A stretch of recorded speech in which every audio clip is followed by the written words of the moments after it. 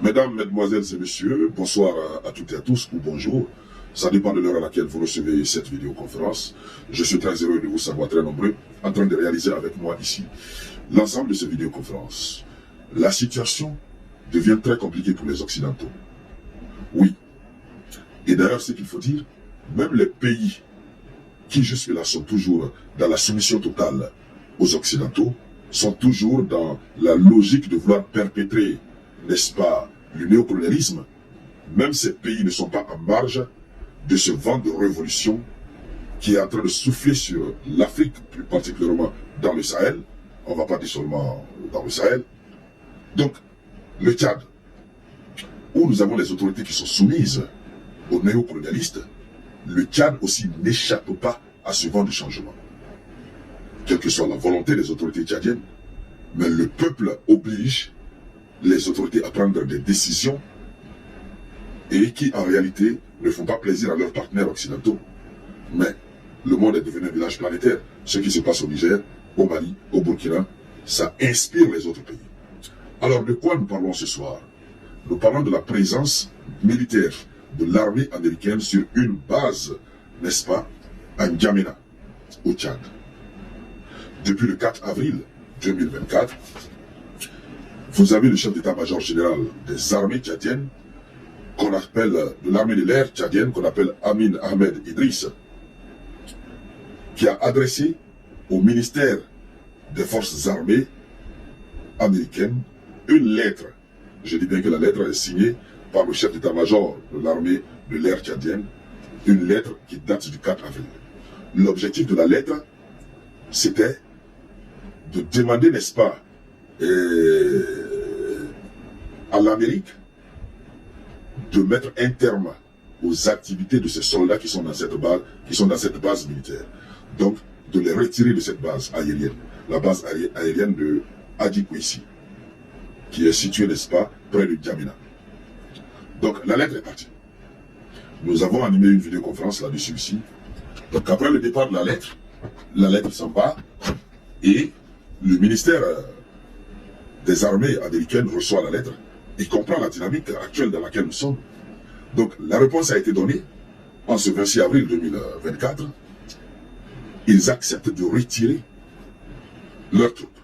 Mais ils disent que c'est un retrait provisoire. Un retrait provisoire, pourquoi? Parce qu'ils estiment qu'il y aura une entente qui va leur permettre de revenir s'installer. Pourquoi ils ont de l'espoir? Pourquoi ils ont de l'espoir? Parce que cette base est l'une des bases militaires, c'est-à-dire c'est une base clé. C'est une base militaire très importante aux yeux de l'Amérique. La base militaire d'Agadez au Niger, qui était la meilleure base, cette base, ils l'ont perdue, puisqu'ils ont décidé de quitter. Les autorités ont décidé de les faire quitter. Voici encore au Tchad. Le Tchad qui, en réalité, était une arrière-base, le Tchad aussi a décidé. Ils ont été contraints d'accepter. Alors, à partir de là, chères dames, chers messieurs, nous comprenons que les choses sont en train de devenir très difficiles pour l'Amérique. Nous comprenons quand même que nous avons aujourd'hui des autorités dans des pays africains comme au Tchad.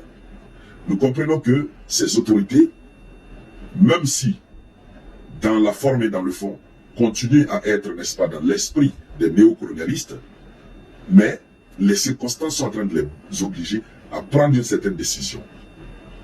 Puisque si ces chefs ne partent pas vers ces décisions, ces chefs risquent de mettre leur population sur leur dos. Alors, ainsi donc, les États-Unis ont décidé. Mais la décision de retrait qu'ils ont prise suscite une autre interrogation que nous allons poser tout de suite. Oui, ça soulève une autre interrogation. Ils ont accepté. Ils disent qu'ils vont réorienter ces militaires vers l'Allemagne. Et ils disent que c'est un retrait provisoire. Provisoire, c'est pour attendre, selon eux, selon leur dire, ils vont attendre après les élections présidentielles du 6 mai, puisque les élections auront lieu le 6 mai. Actuellement, les candidats sont en campagne, on le voit. Après les élections du 6 mai, ils vont revenir négocier, n'est-ce pas, avec les nouvelles autorités. la grosse question qu'on se pose à ce niveau, est-ce que c'est vraiment une décision bien mûrie, bien réfléchie de la part des autorités tchadiennes? C'est-à-dire, est-ce que c'est une décision panafricaniste? C'est une décision sérieuse? Est-ce qu'ils sont sérieux? Est-ce que ce n'est pas aussi un acte de campagne électorale? Est-ce que ce n'est pas un acte de campagne électorale? Puisque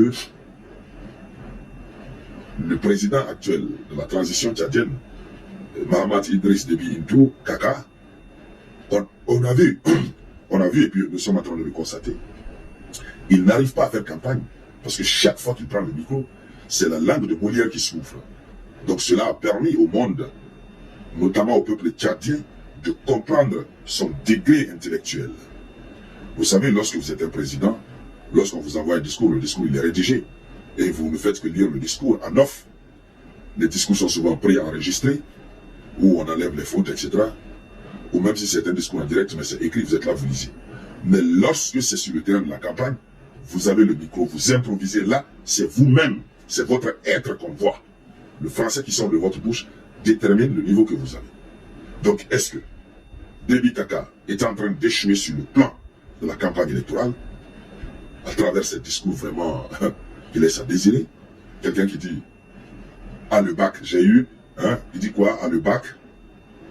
Puis on ne comprend rien. Donc, est-ce que ce n'est pas pour couvrir ça, puisqu'il sait que les jeunes tchadiens, les populations tchadiennes, ne veulent plus de la collaboration militaire, en tout cas les forces étrangères, militaires sur leur territoire? Est-ce que ce n'est pas une manière de les amadouer en prenant cette décision et que l'Amérique retire ses troupes de façon temporaire? Est-ce que ce n'est pas une forme de campagne? Point d'interrogation. Mais quoi qu'il advienne déjà, ce qu'il faut dire, c'est que c'est chaud sur les États-Unis d'Amérique. En tout cas, ça commence à chauffer, mais réellement sur les Occidentaux. C'est de cela qu'il s'agit. Alors, mesdames, mesdemoiselles et messieurs, arrivé à ce niveau, je ne vais pas être très long. Je ne vais pas vous tenir longtemps en haleine.